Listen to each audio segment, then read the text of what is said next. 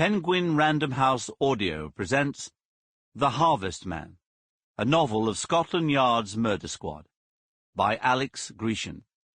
Read for you by John Curless. When children are playing alone on the green, in comes the playmate that never was seen. When children are happy and lonely and good, the friend of the children comes out of the wood. Nobody heard him, and nobody saw.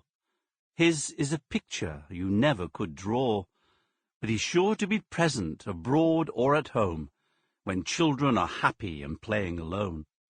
He lies in the laurels, he runs on the grass, he sings when you tinkle the musical glass.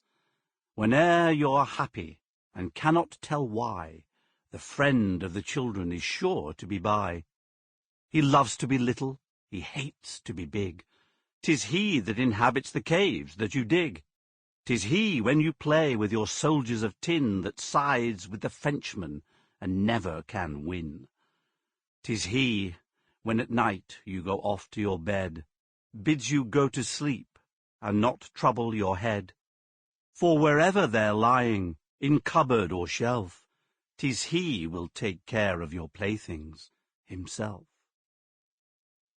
Robert Louis Stevenson, The Unseen Playmate, A Child's Garden of Verses, 1885. Night. Mother and father were sharing a bed. The harvest man hesitated in the open bedroom door, staring down at his bare feet, his face flushing scarlet beneath the plague mask. Mother and father had always slept in separate rooms. He was certain of it. But perhaps their habits had changed over time. That made perfect sense. If they had remained the same, he felt sure he would have found them long ago. Mother stirred in her sleep, and the harvest man finally moved. He wasn't ready for her to wake up. He uncorked a bottle of ether and placed a folded face-cloth over the rim, tipped the bottle up, and held it until cold liquid soaked through to his fingers. He set the open bottle on the floor next to the door jamb, where he knew the liquid would silently turn to gas. Everything always changing, things disappearing without a trace. He moved forward in slow motion, keeping his head and shoulders straight up and down, only bending at the knees. He made no sound.